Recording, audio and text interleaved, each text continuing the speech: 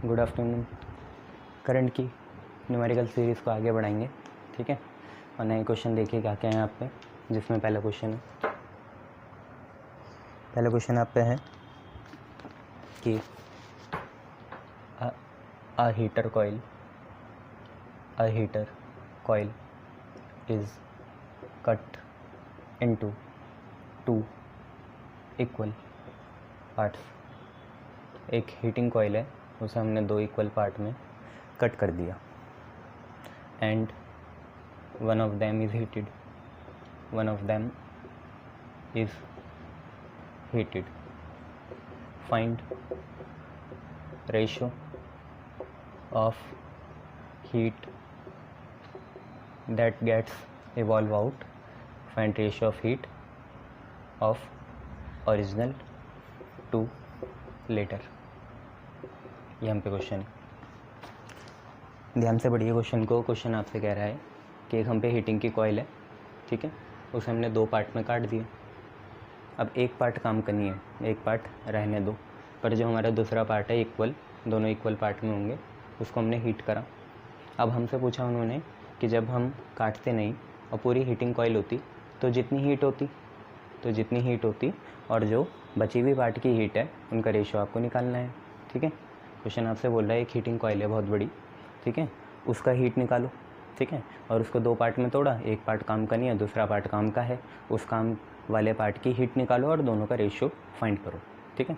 तो एक काम करते हैं, मान लेते हैं लेट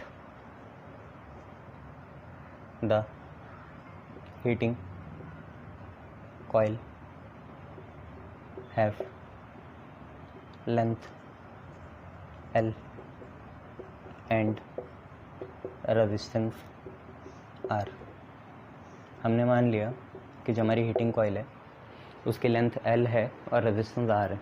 तो यहाँ से हीट निकालो। जूल्स हीटिंग लॉ क्या बोलता था? H is equal to I square RT।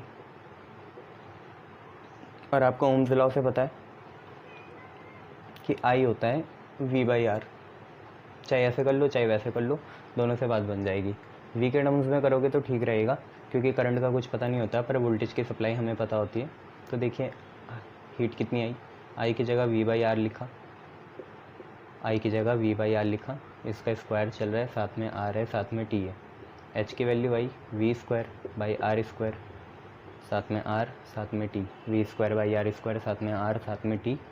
R से पावर कैंसिल, तो बस नीचे बचेगी पावर, तो V²/RT आएगा। आप ये फार्मूला नहीं लगा सकते, क्योंकि हमें नहीं पता है कि हमने जो दूसरी कॉइल लगाई वो सीरीज़ में लगाई पहले के कंपैरिजन में, या मेन सप्लाई में सीरीज़ में लगाई या पैरेलल में लगाई, हमें नहीं पता। पर हमें ये पता है कि वोल्टेज सप्लाई तो सेम ही रहेगी, 220 वोल्ट AC या कुछ भी DC, जैसे 110 वोल्ट DC। तो ये फार्मूला सबसे सही रहेगा। यहाँ से हमें पता चला हीट और रेजिस्टेंस के बीच में कैसा रिलेशन है, इन्वर्स रिलेशन है, जब हम सेम टाइम के लिए और सेम वोल्टेज पे हम दोनों वायर्स को लगाते हैं। अब इसमें कोई दो राय नहीं है, जब इनकी बात नहीं करी हुई कि टाइम क्या है, तो टाइम सेम ही होगा, दोनों को सेम टाइम के लिए हम यूटिलाइज़ करेंगे। और दूसरी बात, दोनों की वोल्टेज सप्लाई भी सेम होगी। जो आपके घर के आती है 220 वोल्ट, तो वो लगाएंगे। करंट का पता नहीं था यार, इसलिए करंट नहीं लगाया। तो H is inversely proportional to R हो गया। नाउ हीट ओरिजिनल निकाल लेते हैं। हीट ओरिजिनल क्या होगी यार? हीट ओरिजिनल आपकी होगी हीट ओरिजिनल, ठीक है, ORIG ओरिजिनल कितनी होगी? इन्वर्सली प्रोपोर्शनल टू R है, तो पहला रेजिस्टेंस तो देखो आपका कितना है, R ही होगा, ठीक है। तो अब ऐसे निकालना चाहो तो निकाल लो, V²/RT होगी ये रही, ठीक है। बट सेकंड केस में क्या हुआ, अब जो नया केस है उसमें क्या हुआ, केस 2 मान लेना इसे, उसे केस फर्स्ट मानना। केस सेकंड में लेंथ आधी हो गई, नई वाली लेंथ क्या है? आधी है, क्योंकि आधा तो काम का ही नहीं रहा ना, तो सिर्फ आधा ही है काम का। लेंथ आधी हो गई, और आपको पता है resistance is directly proportional to length होता है। तो अब वाला रेजिस्टेंस पहले वाले का क्या होगा? आधा होगा। तो नई वाली हीट निकाल लो। हीट न्यू कितनी होगी? आप खुद ही देखो, हीट न्यू कितनी होगी? V² लिखेंगे, V सेम है, T सेम है, R की जगह R' आएगा। R की जगह कितना आएगा? R' आएगा, और R' कितना है? R/2 है, तो R' की जगह यहाँ R/2 लिखेंगे। वो 2 कहाँ जाएगा? ऊपर जाएगा। दोनों चीज़ें आ गई, दोनों का रेशियो निकालते हैं। Heat original upon heat new, ठीक है, सेम चीज़ काटो, v² काट दिया, v² काट दिया, r काट दिया, r काट दिया, वहाँ कुछ नहीं बचा तो 1 है, यहाँ 2 बच गया तो 1:2 आ गया। Clear. Heat original upon heat new कितना आया, 1:2 आ गया। चेक कर लो कैसे हुआ। ठीक है,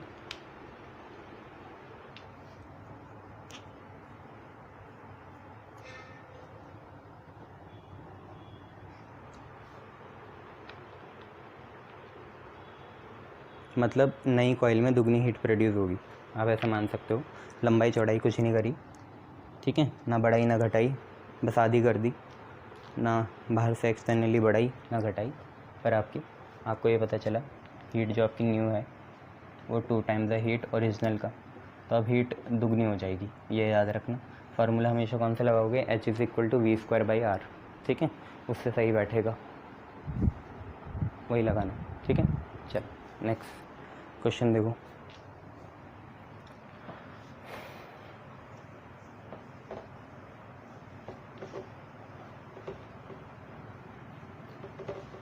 देखो नेक्स्ट क्वेश्चन क्या है, 2 हीटिंग कॉइल्स, 2 हीटिंग कॉइल्स है, 2 heating coils made of same material. 2 heating coils हैं, उनका मटेरियल सेम है, मतलब रेजिस्टिविटी क्या होगी, सेम होगी, कंडक्टिविटी भी क्या होगी, सेम होगी। ठीक है, 2 heating coils made of same material are connected in parallel, तो पैरेलल वाला लगेगा H = v²/RT है ना। Are connected in parallel across means के पैरेलल। उसके बाद उन्होंने बोला length and diameter of one is double of another, one is double of another.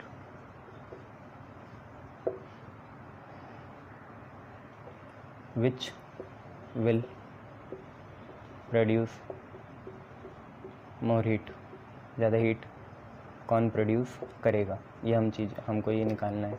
ठीक है, क्वेश्चन क्या है, 2 हीटिंग कॉइल है, ठीक है, दोनों का मटेरियल सेम है, पर एक की लंबाई और उसका जो डायमीटर है, मतलब 2 टाइम्स ऑफ रेडियस, एरिया वाली बात, वो दूसरे के मुकाबले या पहले के मुकाबले क्या है, एक का दुगना है, डबल है।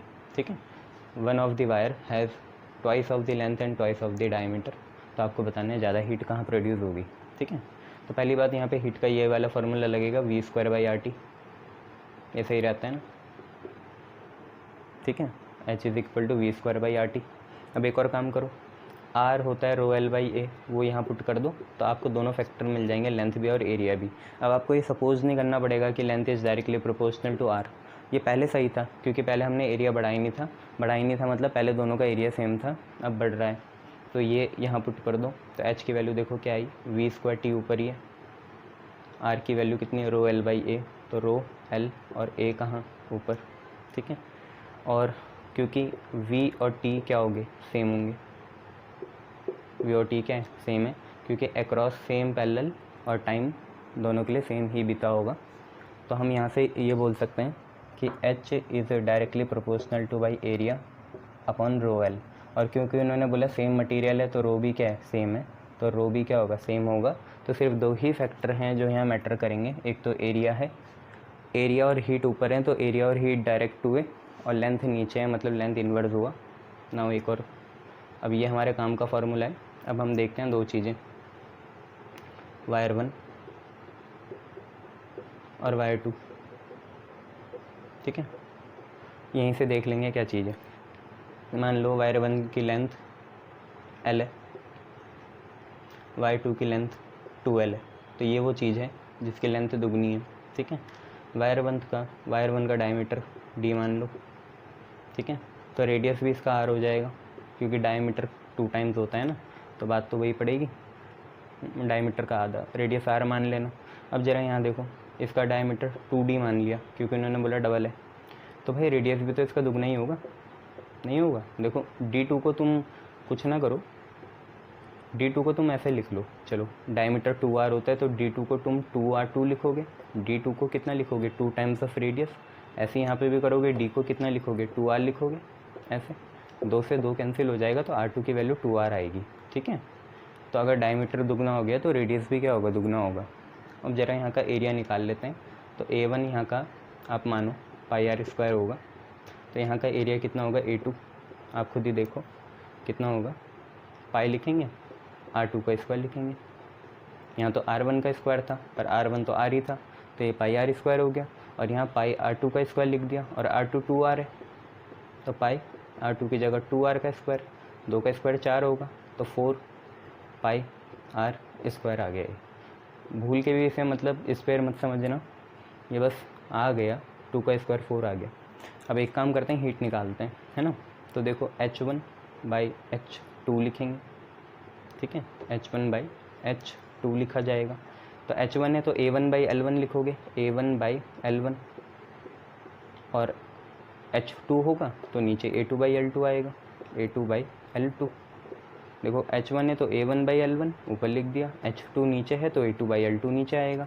अब आप खुद ही देखो, L2 ने जाना ऊपर है, L1 ने आना नीचे है, तो ये कुल मिला के आता कितना, A1/A2 आता, इंटू कितना आता, L2/L1 आता, A1/A2 आता, L2/A1 आता, L1 आता। तो H1/H2 आपको पता चला कितना है, A1/A2 इंटू L2/L1। तो H1/H2 लिखा, A1/A2 देखा, A1 है πr², A2 है 4πr², और L2 कितना है, L2 आपका है 12, L1 है L। तो πr² से πr कैंसिल, L से L कैंसिल, 2/4 बचा, 2/4 मतलब 1/2। तो H2 उधर जाएगा तो फाइनली आप पे एक चीज़ आई, वो मैं यहाँ लिख रहा हूँ, क्या आई कि H2 is 2H1, H2 is 2H1। अब आप देखो इनमें से थिक और लंबाई में कौन ज़्यादा है, Y2 ही है, और Y2 में ज़्यादा हीट प्रोड्यूस होगी Y1 से। यहाँ H1 होगा और यहाँ H2 होगा। तो आप खुद ही देखो, H2 2 टाइम्स है पहली हीट का।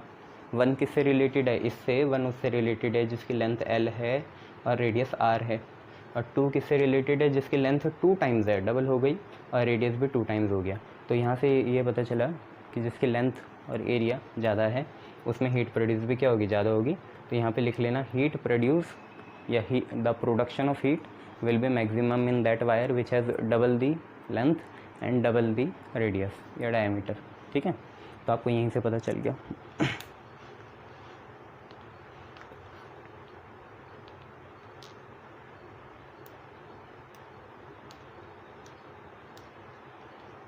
इसे रेडियस के टर्म में भी कर सकते थे पर इसमें मज़ा आ गया। ठीक है, शाबाश।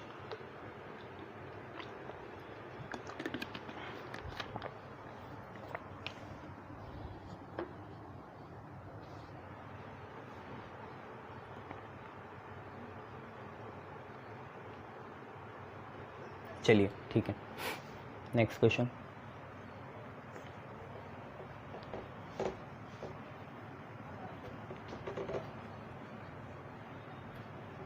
देखिए नेक्स्ट क्वेश्चन क्या है, आपको एक सर्किट दे रहा हूँ मैं। ठीक है, ये सर्किट देखिए, ये हमारा ड्राइविंग सेल हो गया, ये उसका इंटरनल रेजिस्टेंस, ये इंटरनल सर्किट पूरा ए बी। इसके बाद यहाँ पे सेकेंडरी सेल, उसमें यहाँ एक लोड रेजिस्टेंस ऐसे आर की हमने लगा दी के,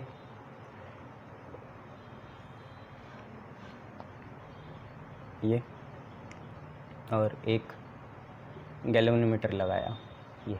तो ये पोटेंशियोमीटर लग रहा है आपको, पोटेंशियोमीटर ये है ना, ये की है, की है ये। ठीक है, ये रेजिस्टेंस है आर। सेल आप जानते ही हैं, ये हमारा ड्राइविंग सेल है, ये सर्किट को मेन पावर देता है।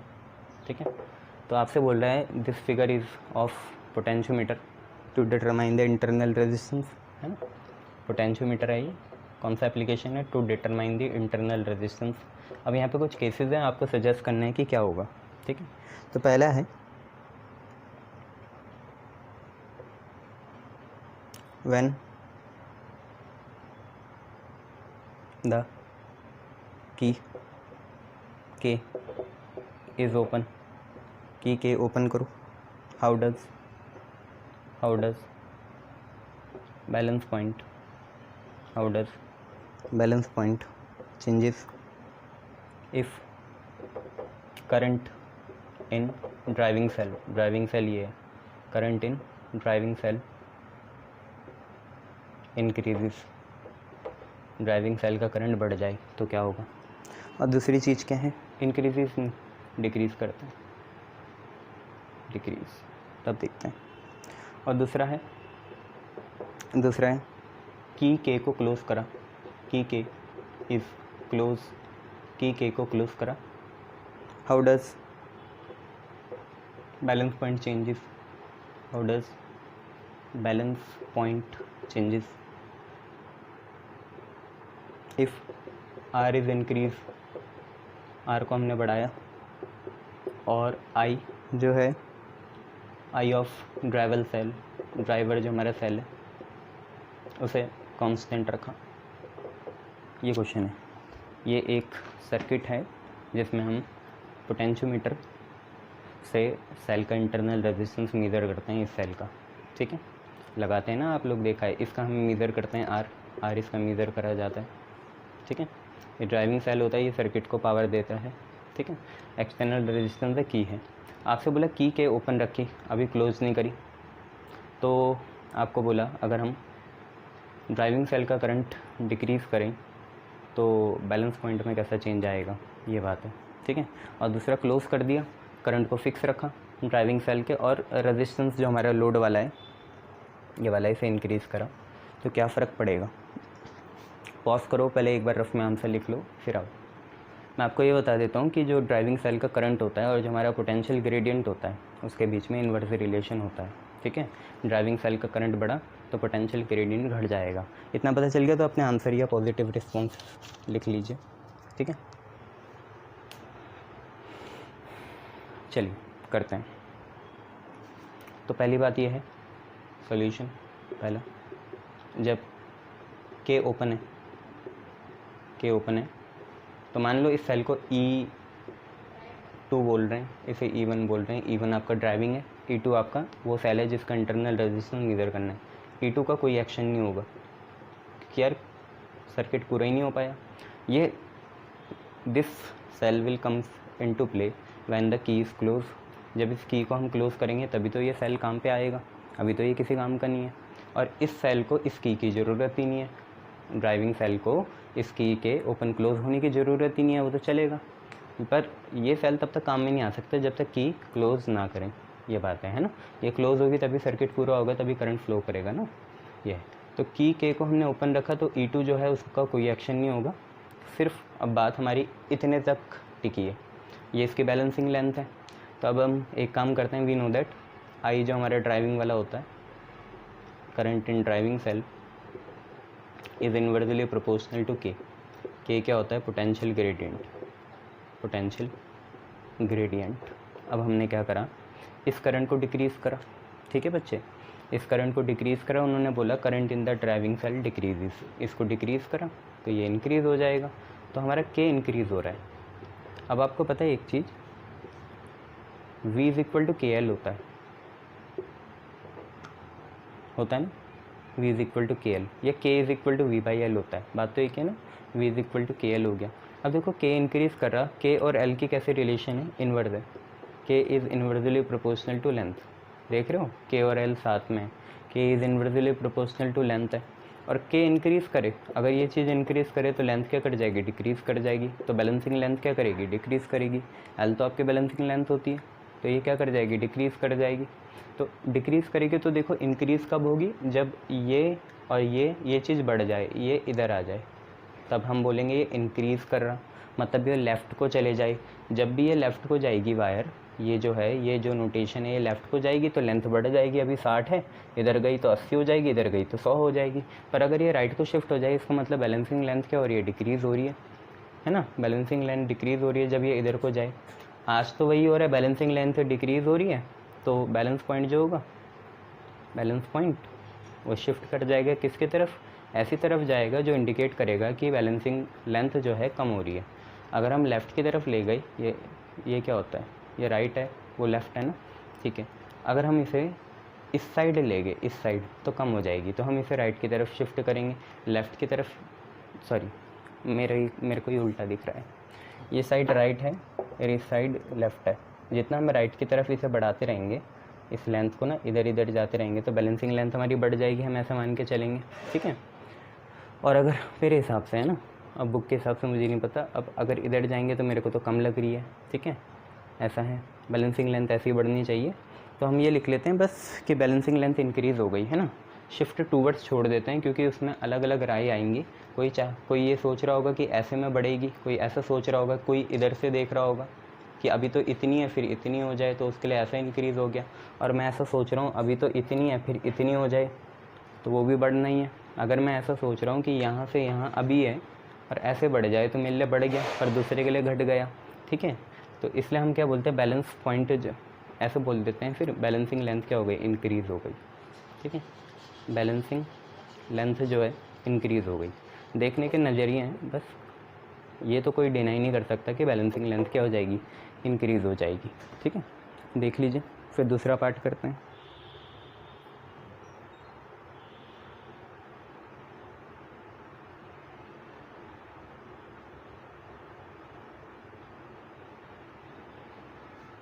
ठीक है,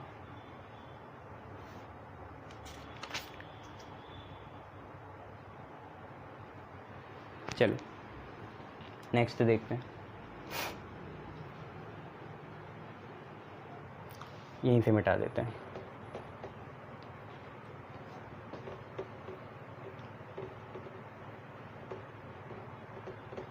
नेक्स्ट क्वेश्चन है, उन्होंने ये बोला कि की के को अगर हम क्लोज कर दें, की जो हमारी के है उसे हम क्या करते हैं, क्लोज कर दें। ये की के को क्लोज करें तो how does the balance point changes if R is increase and ये, ठीक है।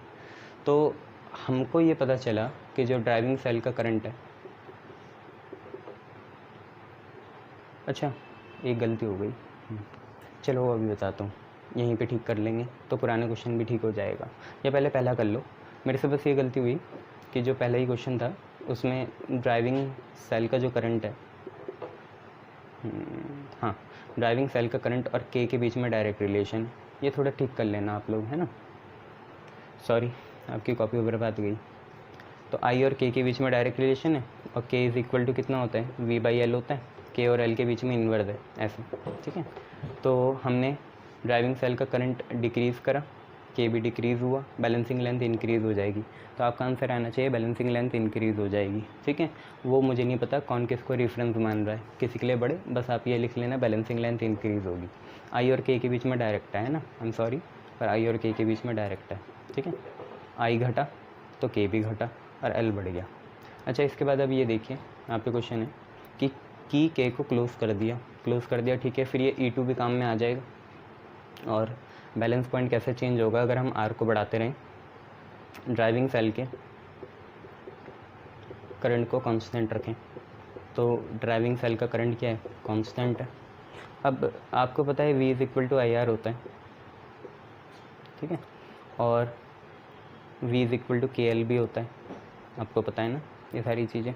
अब एक चीज़, हमने ड्राइविंग सेल के करंट को क्या कर दिया, कांस्टेंट कर दिया, तो V और R के बीच में डायरेक्ट आ गया रिलेशन, ठीक है। करंट को क्या कर दिया, कांस्टेंट कर दिया, तो V is directly proportional to R आ गया। और R हमारा क्या कर रहा है, इंक्रीज़ कर रहा है, उन्होंने बोला R को क्या कराना है, इंक्रीज़ कराना है, तो V भी क्या होगा, इंक्रीज़ होगा। अच्छा, अगर V इंक्रीज़ हो गया तो आप ये देखो K, V और K के बीच में कैसे रिलेशन है, डायरेक्ट है, ठीक है। तो K भी क्या करेगा, इंक्रीज़ करेगा। पर यहाँ से ये भी लग रहा है फिर कि V और L का डायरेक्ट है, V और L का क्या है, डायरेक्ट है। तो आप किस पे जाओगे, क्योंकि पहले तो ये सिद्ध हो गया है कि K is inversely proportional to L है, जो यहाँ पे भी है, और V is directly proportional to L है, और V और K आपस में डायरेक्ट है। देखो V और K आपस में भी क्या है, डायरेक्ट है, तो कन्फ्यूज़न होगा। तो पोटेंशियोमीटर का प्रिंसिपल याद रखना, पोटेंशियोमीटर का प्रिंसिपल क्या कहता था, the fall on potential across any wire is directly proportional to the length applied, ये सही है। V is directly proportional to L, ये सही है। अब यहाँ K नहीं देखेंगे, ये पोटेंशियोमीटर का प्रिंसिपल होता है ना, the fall of potential across any portion of the wire is directly proportional to the length of that portion. तो v बढ़ेगा तो L भी बढ़ेगा, बस ये याद रखना। और v बढ़ क्यों रहा है? क्योंकि r बढ़ रहा है। v और r के बीच में ओम्स लॉ एक फंडामेंटल लॉ है, उसके हिसाब से तो ठीक है ना। जो भी डिवाइस फॉलो करते हैं उनके लिए तो ठीक है। r बढ़ा, v और l का डायरेक्ट है तो l भी क्या करेगा? बढ़ेगा। ठीक है, ये चीज़ चेक कर लेना। ठीक है, शाबाश। पहला वाला थोड़ा देख लेना, वो गलती हो गई, ड्राइविंग सेल और k के बीच में डायरेक्ट है, नहीं तो ये भी गलत जाता।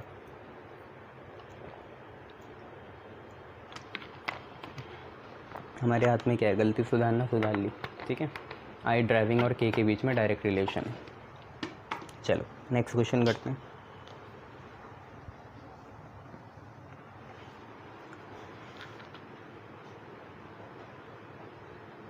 चलिए नेक्स्ट क्वेश्चन देखिए।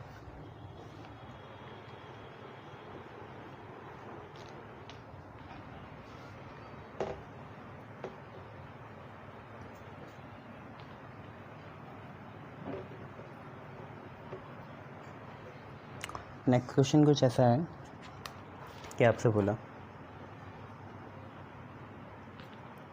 कि फाइंड एक्स की वैल्यू आपको निकालनी है। ठीक है, एक सर्किट दूंगा, एक्स की वैल्यू निकालनी है। सर्किट देखिए कैसा है।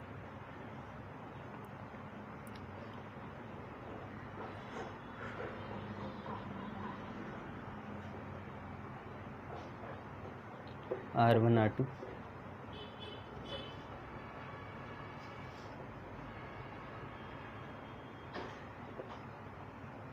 ये सर्किट है। Y 15 ओम है, X आपको निकालना है। R1 आपका 2 ओम है, R2 आपका 5 ओम है, ये आपका 10 ओम है।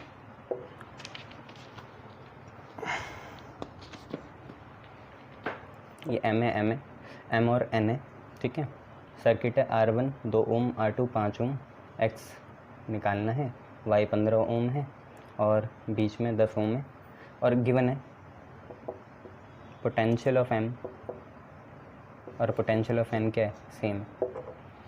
ठीक है, पोटेंशियल ऑफ M और N क्या है? सेम है।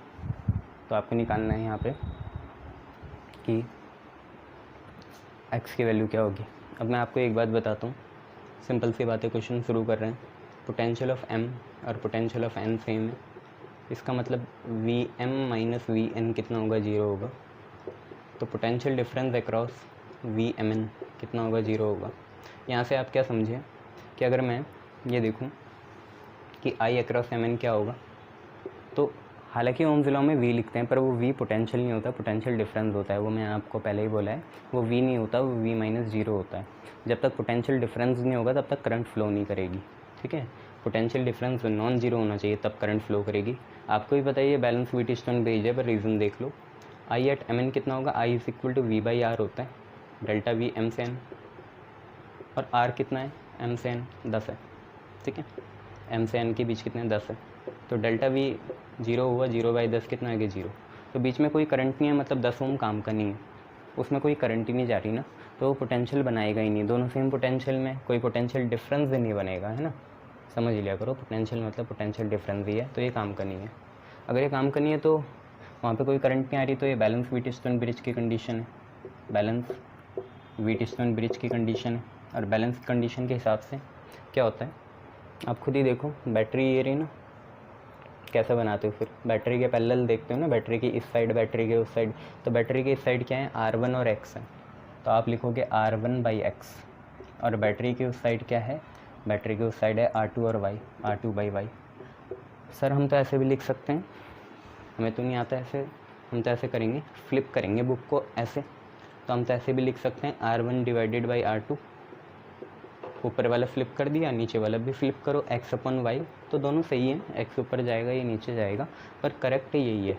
ठीक है, ये आप लिख सकते हो,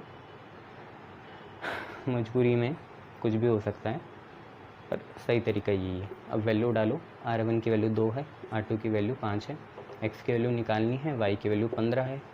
5 3 जा 15, 3 ऊपर जाएगा, 3 2 जा 6 हो जाएगा। तो X की वैल्यू कितनी आ गई? 6 ओम आ गई। ठीक है, 5 3 जा 15, 3 2 जा 6, तो X की वैल्यू आपकी 6 ओम आ गई। क्लियर? शाबाश। चलिए नेक्स्ट क्वेश्चन देखिए।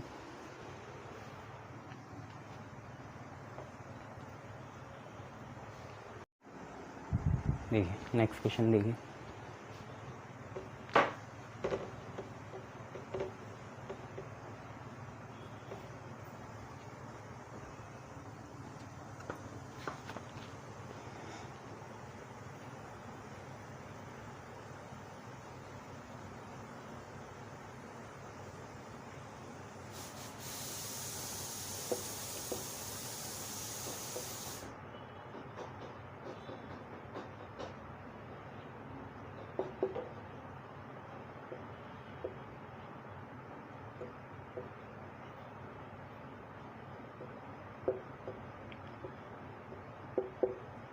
तो ये भी वही क्वेश्चन है, आपको x से निकालना है, फाइंड x इफ़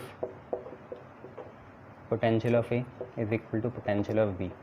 अब देखो यहाँ रेजिस्टेंस भी नहीं है पर दिया भी रहता है, तो हमें पता है वी ए और वी बी सेम पोटेंशियल में, तो पोटेंशियल डिफरेंस जीरो आएगा। अगर इनके बीच में कोई रेजिस्टेंस भी होता तो उसमें कोई करंट जाती नहीं। तो ये वही बैलेंस व्हीटस्टोन ब्रिज है, बैलेंस व्हीटस्टोन ब्रिज है। फ्लिप कर लो चाहे कैसे भी कर लो, 3/5, बस ऑर्डर मत ख़राब करना, ऊपर नीचे तो इधर भी ऊपर नीचे, या ऐसे अगर आप लेफ़्ट से राइट जा रहे हो तो नीचे भी लेफ़्ट से राइट जाना। तो 3/5 इज इक्वल टू 6/x आ जाएगा, 3 2 6, x की वैल्यू आपकी आ जाएगी 2/5 नहीं 10 आएगी, ठीक है। x की वैल्यू आपकी 10 ओम आ जाएगी। आप कैसे भी कर लो, ऐसे भी कर सकते हो, 5/x इज इक्वल टू 3/6, 3 2 6 करना, 5 2 दोबारा कितना आ जाएगा, 10 आ जाएगा, ठीक है। ऐसे भी कर सकते हो। चलिए नेक्स्ट क्वेश्चन देखें।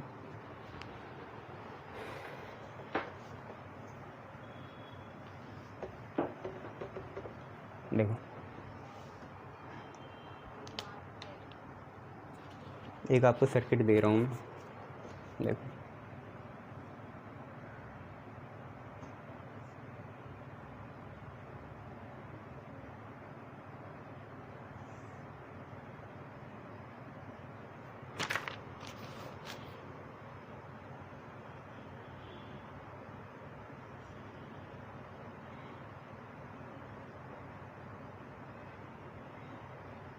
ये x है, ये y है, z है, नाम है। देखो x आपको दे रखा है 1 ओम 1 ओम का है, y आपका 4 ओम का है, और z जो है आपका ये 10 ओम का है, ठीक है। इसके बाद इस पॉइंट को P बोला, इसको Q बोला, एक्सटेंड करा, बैटरी लगाई और एमीटर लगाया, ये रहा प्लस माइनस, B बैटरी है, ठीक है। अच्छा आपको बोला PQ एक यूनिफॉर्म वायर है, लेंथ इसकी 4 मीटर है और रेजिस्टेंस PQ का 20 ओम है। बैटरी B का EMF 10 वोल्ट है और इसका इंटरनल रेजिस्टेंस 1 ओम है। J जॉकी है, ये स्लाइड कॉन्टैक्ट है, ठीक है।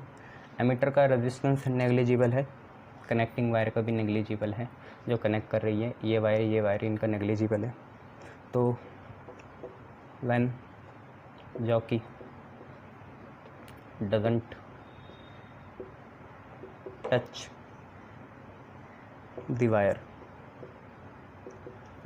what is reading of A की रीडिंग कितनी होगी एमीटर की। दूसरा क्वेश्चन है where should jockey be placed so that galvanometer shows no deflection, galvanometer में कोई डिफ्लेक्शन ना आए। ये आप पे क्वेश्चन है, ध्यान से देख लो क्वेश्चन क्या कहना चाह रहा है, फिर आगे बढ़ेंगे। आपसे क्वेश्चन कहना चाह रहा है कि आप में 3 रेजिस्टेंस है, पी क्यू के बीच में 3 रेजिस्टेंस है, 1 ओम जो कि एक्स है, 10 ओम जो कि जेड है, 4 ओम जो कि वाई है। पी क्यू वायर की खुद की लेंथ 4 मीटर है और इस पी क्यू वायर का अपना रेजिस्टेंस 20 ओम है। उसके बाद इन्होंने बोला एक सेल लगाया, बैटरी लगाई बी, उसका EMF 10 वोल्ट है और इंटरनल रेजिस्टेंस 1 ओम है। अब उन्होंने बोला जब तक हम ये जो गैल्वेनोमीटर को टच ना कराएं, या जॉकी जो है ये J, ये जॉकी वायर है, इसे टच ना कराएं, तो एमीटर की रीडिंग क्या होगी, आपसे ये पूछा हुआ है। ठीक है, तो एमीटर की रीडिंग हम निकाल ही लेंगे, इतनी कोई बड़ी बात नहीं है। पर पहले आपको ये देखना पड़ेगा कि अगर जॉकी टच नहीं हो रही, जॉकी टच नहीं कर रही किसको, PQ को, तो क्या होगा भाई। अगर ये जॉकी टच ही नहीं करेगी तो मतलब ये जो वायर है ये इसके सपोर्ट में आई नहीं, मतलब वो सेल से कनेक्ट ही नहीं हो पाई। इसका मतलब ये 10 ओम काम का ही नहीं रहेगा। ये बैलेंस कंडीशन नहीं है व्हीटस्टोन। मैं फिर बोल रहा हूँ कि जब तक टच ही नहीं कराओगे, कनेक्शन ही नहीं बनेगा, तो ये जेड जो है, ये जो 10 ओम है, ये किसी काम का होगा ही नहीं, ये करंट ड्रॉ कर ही नहीं पाएगा। ये मत समझना कि ये वायर्स की वजह से ये टच हो जाएगा। देखो वायर का अपना कोई रेजिस्टेंस नहीं है, मैंने बोला भी था वायर का अपना कोई कनेक्टिंग वायर का रेजिस्टेंस नहीं है।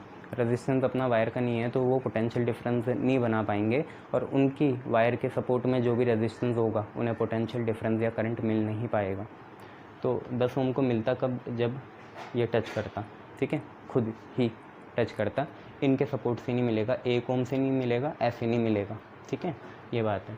तो जे जब टच नहीं कर रहा है, डजंट लिख लेते हैं, जे डजंट टच PQ, तो 10 ओम का कोई काम नहीं है, नो वर्क नो एक्शन।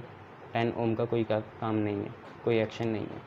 इसका मतलब है 10 ओम काम का नहीं है, तो हटा दो, हटा दिया 10 ओम, अब कुछ नहीं है वहाँ। अब आप देखो P से Q जाने का एक रास्ता ये है। तो पहले देखो P से Q जब हम जाएंगे तो 1 और 4 किस में आए, पैरेलल आए या सीरीज़ आए। देखो PQ तक जाने के 2 ही तरीके हैं, या तो ऐसे चले जाओ सीधा, या ऐसे घूम के जाओ ऊपर से नीचे। और जब भी ऊपर से नीचे जितने भी रेजिस्टेंस आएंगे वो सारे सीरीज़ में होंगे। देख रहे हो, ऐसे जंक्शन भी है तो जंक्शन सीधा आगे को ही तो जा रहा है, इसमें बीच में कहाँ है। अब था तो, पर वो काम का नहीं था क्योंकि जॉकी टच ही नहीं कराई गैल्वेनोमीटर वाली। तो जब ऐसे जाएंगे 1 से 4 तो ये दोनों सीरीज़ में, ठीक है, 1 से 4 सीधा ही तो जा रहे हैं। अरे इसे फ्लैट कर दो तब भी 1 से 4 सीधा ही तो है ना। इसको दबा दो यूँ तो 1 से 4 सीधा ही तो है, बीच में कोई जंक्शन ही नहीं है, कोई और रास्ता ही नहीं है। तो सीधा निकालो रेजिस्टेंस XY कितना होगा, सीरीज़ में है तो 1 + 4 कितना, 5 ओम होगा, 5 ओम लिख लिया। अब इनको सॉल्व करके कितना आया, 5 ओम आया। तो इनको हम हटाते हैं, यहीं पे एक सीधा बना देते हैं, कितने ओम का, 5 ओम का। इसका नाम क्या है, रेजिस्टेंस XY है। ठीक है, और ये खुद कितने ओम की है, 20 ओम की है। ठीक है, तो पहले पूरा रेजिस्टेंस निकाल लेते हैं एक्सटर्नल। ठीक है, तो क्योंकि ये दोनों देखो P से Q जाने के 2 तरीके हैं, या तो ऐसा या तो ऐसा, या तो ऊपर से या तो सीधा, तो ये दोनों पैरेलल हुए। ठीक है, पहले तो एक ही रास्ता था ना, अभी तो सिर्फ उस रास्ते की बात करी जिसमें 1 और 4 बीच में पड़ते थे, तो वो तो भाई सीरीज़ में हुआ। अब ये दोनों कैसे हैं, पैरेलल हैं, तो 1/r पैरेलल निकालते हैं। तो 1/ इसका 5, और अपनी वायर का खुद कितना है, 20। आज वायर का भी है भैया 20, तो 20 एलसीएम, 5 4 जा 20, 4 1 जा 21 जा 20, 5 4 जा 20, 4 1 जा 4, और 1 आ गया। तो 5/20 आया, 5 4 जा 20 होता है। ठीक है, तो रेजिस्टेंस इन पैरेलल कितना आया, 4 ओम आ गया। ठीक है, ये अब रेजिस्टेंस इन पैरेलल आपका 4 ओम आ गया। अब ज़रा एक बात समझना, क्या है वो बात, कि अगर हमें करंट निकालना है ना, आई एमीटर की रीडिंग, मतलब एमीटर तो करंट को ही मेजर करते हैं, तो आई होता है V/R या E/R, पर वो R होता है एक्सटर्नल प्लस इंटरनल। क्योंकि आज सेल का अपना 1 है तो यहाँ पे R की जगह 1 लिखेंगे, और R एक्सटर्नल तो पैरेलल ही है क्योंकि पूरा कुल मिला के यही बचा और कुछ नहीं है। सेल का भी इंक्लूड कर लिया, 1 R + R, तो यहाँ से कितना आया, 4 आया। और सेल की खुद की EMF वैल्यू कितनी है, 10 है, 10 है ना, 10 वोल्ट है। 4 + 1 5 हुआ, तो 10/2 कितना एम्पियर आ गया, 2 एम्पियर करंट आ गया। ठीक है, 2 एम्पियर करंट आ गया। अब आपसे बोल रहे हैं जॉकी को हम कहाँ लगाएं कि कोई डिफ्लेक्शन ना आए गैल्वेनोमीटर में, तो यार ये तो व्हीटस्टोन ब्रिज की तरफ इशारा है। गैल्वेनोमीटर में डिफ्लेक्शन कब नहीं आती, जब व्हीटस्टोन ब्रिज लगा के रखें, तो व्हीटस्टोन ब्रिज की तरफ इशारा है। अभी हम एक काम करते हैं, हमें तो ये देखना है ना जॉकी को कहाँ प्लेस करें कि कोई वो ना आए। चलो ये देख लेते हैं, ये पहला वाला हो गया हमारा। ठीक है, दूसरा करने जा रहे हैं। तो मान ली जाए जॉकी यहाँ है, यहाँ गैल्वेनोमीटर होगा, ये 20 ओम की है, यहाँ गैल्वेनोमीटर होगा और जॉकी यहाँ है। ठीक है, अब एक काम करते हैं, व्हीटस्टोन वाला प्रिंसिपल लगाते हैं, पर यहाँ स्लाइड वायर वाला लगेगा क्योंकि यहाँ पे सिर्फ 2 ही रेजिस्टेंस हैं। वो कितने थे, 1 और 4 थे, बाकी जॉकी को भी टच कर दिए तो वो 10 वाला भी आ सकता है। ठीक है, तो करेंगे कैसे? तो पहले तो बैलेंसिंग लेंथ निकाल लेते हैं, फिर हमें क्या निकालना है, कहाँ जॉकी को प्लेस करना है, मतलब वायर की लेंथ ही निकालनी है। तो पहले तो हमें रेजिस्टेंस पता होना चाहिए, यह है। तो मान लो यहाँ तक की लेंथ x है अभी ना, ऐसी मान लो। अब पूरी कितनी थी, तो वायर की लेंथ आपको पता थी, वायर की लेंथ कितनी थी, वायर की लेंथ दे रखी है 4 मीटर है ना। ठीक है, तो 4 मीटर है इसकी लेंथ। तो एक काम करते हैं, यहाँ पे हम ही निकाल लेते हैं कि कितना ओम आया। तो हमारा पूरा 4 ओम आया। ठीक है, हाँ, पी क्यू जो हमारा रेजिस्टेंस है वो पूरा कितना है, 4 ओम है। तो पी जे कितना होगा, रेजिस्टेंस पी जे निकाल लेते हैं क्योंकि पी जे लेंथ चाहिए हमें, तो इसलिए रेजिस्टेंस पी जे निकाल लेते हैं कितना होगा। तो पी जे को आप एक्स मान लो। ठीक है, तो जे क्यू कितना हुआ, क्योंकि पूरा पी क्यू है, पी क्यू 2 चीज़ों से बना है, पी जे प्लस जे क्यू। और पी क्यू पूरा रेजिस्टेंस कितना था, 4 ओम का था या 20 ओम का था, मेरे हिसाब से 20 ओम का था ना, लेंथ थी वो 4 ओम की, 4 मीटर की। तो अभी तो पी क्यू हम रेजिस्टेंस देख रहे हैं तो वो 20 ओम मान लेते हैं। ठीक है, और एक काम करते हैं, पी जे को फिर हम एक्स ओम मान लेते हैं। तो हमारा जे क्यू कितना हुआ, तो आप जे क्यू बोलोगे 20 माइनस एक्स हुआ ओहम में, यही बोलना चाहोगे ना, खुद ही देखो, क्योंकि हमें लेंथ चाहिए ना, ये पी जे कहाँ प्लेस करें बैलेंस के लिए। तो मैंने अभी उसका रेजिस्टेंस माना है। तो आप देखो पूरा पी क्यू जो है 20 ओम में, उसमें पी जे को मैंने एक्स मान लिया, जे क्यू को मैंने 20 माइनस एक्स मान लिया। यहाँ पे व्हीटस्टोन कंडीशन लगाएंगे। ठीक है, हम पे 2 रेजिस्टेंस थे, आपको भी पता है। ये जो 5 था ये 2 चीज़ों से बना था, जिसमें इस साइड x था और इस साइड y था, x y था और j ऐसा था। तो हम एक काम करते हैं, यहाँ से व्हीटस्टोन ब्रिज प्रिंसिपल लिखते हैं। व्हीटस्टोन ब्रिज प्रिंसिपल क्या बोलता है, x है, तो x के नीचे कौन है, x है। ठीक है, छोटा वाला x, बड़ा वाला x, छोटा वाला x, और इधर y है। तो ऐसे नहीं लिखना, तो छोटा वाला x है कितना, pj है, ऐसे लिख लो। और यहाँ y है, तो y के करस्पॉन्डिंग कौन है, जे क्यू है। वायर से ही तो देखते हो ना, x upon P J, y upon J Q. देखने का नज़रिया यार, अब डायग्राम दिमाग में बिल्कुल क्रिस्टल क्लियर बनाया करो, तब समझ में आएगा। अब क्योंकि पी जे हमारा छोटा x है और जे क्यू हमारा 20 माइनस एक्स है, एक्स और वाई की वैल्यू डालो और स्मॉल एक्स की वैल्यू निकालो। ठीक है, x कितना है, x आपका है 1 अपॉन एक्स, y है 4, ये 1 था 4 था तभी तो सीरीज़ में 5 आया, 4 अपॉन 20 माइनस एक्स। तो 20 माइनस एक्स बराबर आया 4x के, तो 20 की वैल्यू आई 5x है ना, x उधर जाएगा और x की वैल्यू 4 ओम आ गई। ठीक है, x की वैल्यू कितनी आ गई, 4 ओम आ गई। क्लियर है इतना, 4 ओम आ गया। तो यार आप खुद देखो, ये 4 ओम होगा तो ये कितना होगा, 20 माइनस एक्स 16 ओम होगा। पर हमें वायर की लेंथ बतानी है, इनसे काम नहीं चलेगा। तो या तो रिवर्स कर लो, 16 मीटर और 4 मीटर आ जाएगी। ठीक है, क्योंकि यहाँ पोटेंशियल ग्रेडियंट देखा जाएगा दोबारा व्हीटस्टोन में भी। ठीक है, इन्वर्स रिलेशन होता है, नहीं तो वैसे निकाल लो, ऐसी कोई बात नहीं है। तो आपको पता है कैसे निकाल सकते हैं, देखो अगर वैसे निकालना है ट्रेडिशनल मेथड से, तो सिंस रेजिस्टेंस जो होता है लेंथ का डायरेक्ट होता है, याद है आर को क्या लिखा था, एल इंटू स्मॉल आर, और एस को क्या लिखा था, 100 माइनस एल इंटू आर, वही वाली बात है। तो अगर रेजिस्टेंस एल के डायरेक्ट है तो पहली कंडीशन तो देखो मेरी ये आई कि पूरी वायर पी क्यू वायर का रेजिस्टेंस कितना है, 20 ओम, वो डायरेक्टली प्रोपोर्शनल होगा इसी पी क्यू वायर की लेंथ के। पी क्यू वायर की लेंथ है 4 मीटर, तो आप खुद देखो यहाँ से कि 4 मीटर 5 ओम के बराबर है ना ये। तो अगर हम वैसे वाले उससे निकाले यूनिटरी से, तो देखो होगा क्या, अगर 20 ओम के बराबर 4 मीटर है, 4 1 जा 4, 4 5 जा 20, तो 1 मीटर बराबर आया 5 ओम के। सही है, 1 मीटर बराबर आया 5 ओम के। तो 1 ओम कितने के बराबर आया? 1/5 मीटर। 1 ओम कितने के बराबर आया? 1/5 मीटर के। यूनिटरी मेथड है, केमिस्ट्री में बहुत बार लगा रहे हो तुम।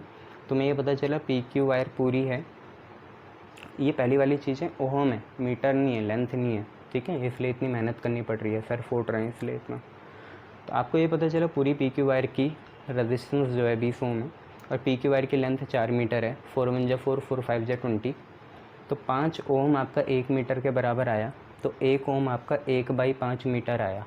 पर आपको तो एक्स के करस्पॉन्डिंग निकालनी ना, पीजे जो है इसका रेजिस्टेंस कितना है भाई? एक्स है, और वो रेजिस्टेंस है कितना? 4 ओम है। तो लेंथ कितनी होगी? अब खुद देखो, 1 ओम है 1/5 मीटर, तो 2 ओम होगा 2/5, 3 ओम होगा 3/5, 4 ओम होगा 4/5 मीटर, ठीक है। और इसे सेंटीमीटर में करोगे तो 100 से मल्टीप्लाई करोगे, 5 20 जा 100, 24 जा 80 सेंटीमीटर में रखना पड़ेगा आपको, ये बात है, ठीक है, 80 सेंटीमीटर में, ठीक है। तो और तरीके भी हैं, पर ऐसे सीख लो, ये बढ़िया है यूनिटरी मेथड। आपको ये पता चला पी क्यू वायर जो है वो 20 ओम की है, 20 ओम के करस्पॉन्डिंग उसकी लेंथ कितनी है? 4 मीटर है, तो 1 मीटर के करस्पॉन्डिंग 5 ओम हुआ, तो 1 ओम के करस्पॉन्डिंग 1/5 मीटर हुआ। आपको पता चला जो आपको पीजे जो आपको लेंथ चाहिए भाई, उस पीजे का रेजिस्टेंस कितना है? 4 ओम है। तो रेजिस्टेंस 4 ओम है, 1 ओम के लिए 1/5, 2 ओम के लिए 2/5, 3 ओम के लिए 3/5, 4 ओम के लिए 4/5। 4/5 मीटर में आया, सेंटीमीटर में कन्वर्ट करने के लिए हमने 100 लगा दिया, तो 80 सेंटीमीटर में हमें रखना पड़ेगा। इसका मतलब हमारा पीजे जो है, पीजे के करस्पॉन्डिंग तो 80 सेंटीमीटर आ गया। तो जे क्यू कितना आ गया? देखो डायग्राम हर समय सक्सेसफुल नहीं होते, पीजे को छोटा बनाना चाहिए था, जे क्यू को बड़ा, कुछ नहीं। 5 मीटर मतलब 500 सेंटीमीटर, 500 माइनस 80, 480 सेंटीमीटर। तो जे क्यू से 480 और पीजे से कितना? 80 सेंटीमीटर। क्लियर है इतना? शाबाश। नहीं तो और तरीके से भी कर सकते हो, पर ये ठीक है, ऐसे नहीं करना तो ऐसे कर लो। देखो ये हटाता हूँ मैं, थोड़ा सा ये बता देता हूँ। व्हीट स्टोन एक और बार लगा लो। व्हीट स्टोन ब्रिज प्रिंसिपल कैसे निकालो मैं आपको बताता हूँ। पूरी वायर पी क्यू, उसका करस्पॉन्डेंस देखो आप छोटी वायर पी जे के साथ, पूरी वायर पी क्यू, उसका करस्पॉन्डिंग देखो आप पी जे के साथ। पी क्यू वायर की लेंथ कितनी है? 20 है। पी क्यू वायर की लेंथ कितनी है? 4 है। तो पी जे की कितनी है लेंथ, वो निकालनी है, तो एल मान ली। अब पी क्यू का रेजिस्टेंस कितना है? 20 है, और एल का रेजिस्टेंस कितना है? आपने अभी निकाला 4 ओम है। देखो पी क्यू की ऊपर क्या है? लेंथ है, इसकी लेंथ कितनी है? 4, और उसकी निकालनी है, उसे एल मान लो। अब नीचे रेजिस्टेंस लिख लिया। ये सर कैसे कर रहे हो? स्लाइड वायर प्रिंसिपल भाई, उसमें लेंथ ही तो रहती थी, उसे रेजिस्टेंस में कन्वर्ट करते थे, वही बात है। तो पी क्यू वायर की लेंथ 4 मीटर, पी जे की एल मीटर, पी क्यू का रेजिस्टेंस 20 ओम है, पी जे का हमने अभी निकाला 4 ओम है, 4 4 जा 16, तो 20 एल बराबर आया 16 के, एल की वैल्यू आई 16/20, 4 4 जा 16, 4 5 जा 20, 4/5 मीटर ये रहा। और इसे सेंटीमीटर में करेंगे तो 100 से मल्टीप्लाई कर लो, 5 20 जा 100, तो ये 80 सेंटीमीटर आपका दोबारा आ गया। कैसे भी करो, देखो साइंस तो वैसी चलेगी ना, आपके हिसाब से नहीं चलेगी, जैसी है वैसी चलेगी, तो आंसर तो वही आ रहा है, ठीक है। ये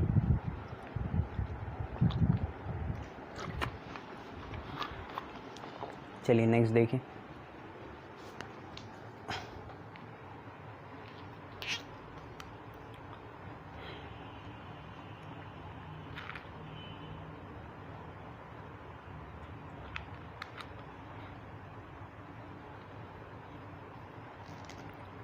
देखिए नेक्स्ट,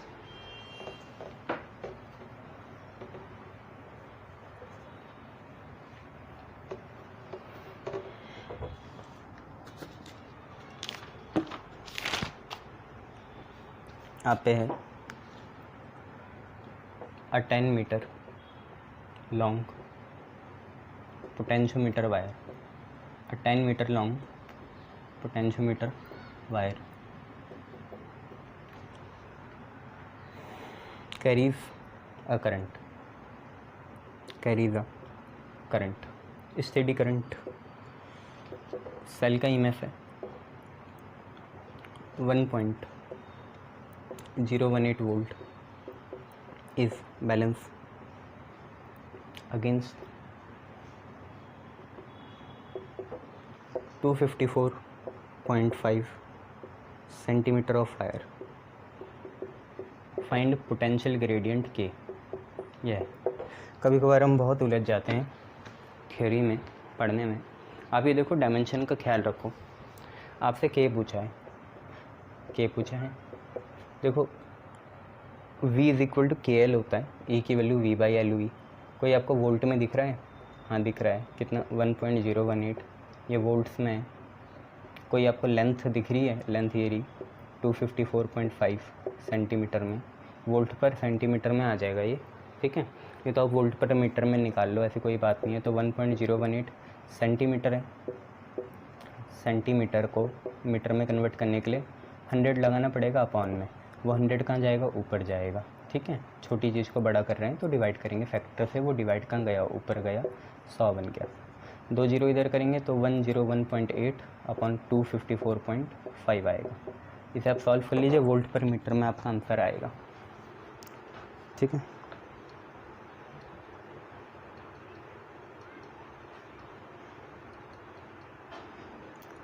आपका आ रहा 0.4 वोल्ट पर मीटर। क्वेश्चन देखिए, क्वेश्चन आपसे ये कहना चाह रहा था 10 मीटर लंबी पोटेंशियोमीटर वायर थी, ठीक है। अब ये भी है यार, दो लेंथ थी, तभी तो सर बहुत चालाक को पहले ही करा दिया। दो लेंथ हैं, देखते हैं अभी बताते हैं आपको। 10 मीटर लंबी है तो काम की सारी थोड़ी है, काम की तो बैलेंसिंग लेंथ होती है सिर्फ। तो बैलेंसिंग लेंथ कहाँ है? ये रही, बैलेंस अगेंस्ट ये, वो तो पूरी वायर है ना, आप पूरी लेते हो। बैलेंसिंग में एल लेते हो, 100 माइनस एल लेते हो, ये 2 ही लेते हो ना, एल पूरी तो नहीं लेते ना, 100 तो नहीं लेते ना, वही बात है। तो 10 मीटर लंबी पोटेंशियोमीटर वायर है तो वो करंट कैरी करती है, ईएमएफ इतना है, तो वो हमने लिख लिया। और बैलेंसिंग लेंथ ये है, बैलेंसिंग लेंथ हमारे काम की है। ये एल जो होता है ये बैलेंसिंग लेंथ होता है, पूरी लेंथ नहीं होता। टोटल लेंथ कब लेते थे आप? कभी नहीं लेते थे, बैलेंसिंग लेंथ लेते थे, वही ली। ये गुमराह करने के लिए 10 मीटर, ठीक है, तो निकाल लिया आंसर। पूरी लेंथ से हमें क्या काम यार, अगर हमें कंपेयर करना हो तो अलग बात। चलिए नेक्स्ट क्वेश्चन करते हैं।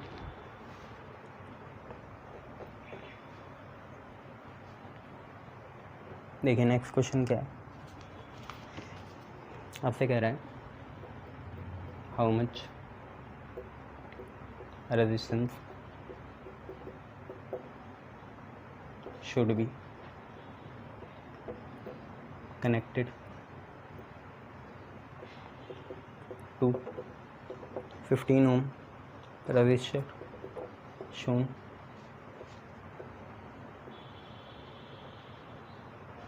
so that M and N are at same potential। M और N सेम पोटेंशियल में हो। पहले डायग्राम देखो फिर समझाता हूँ।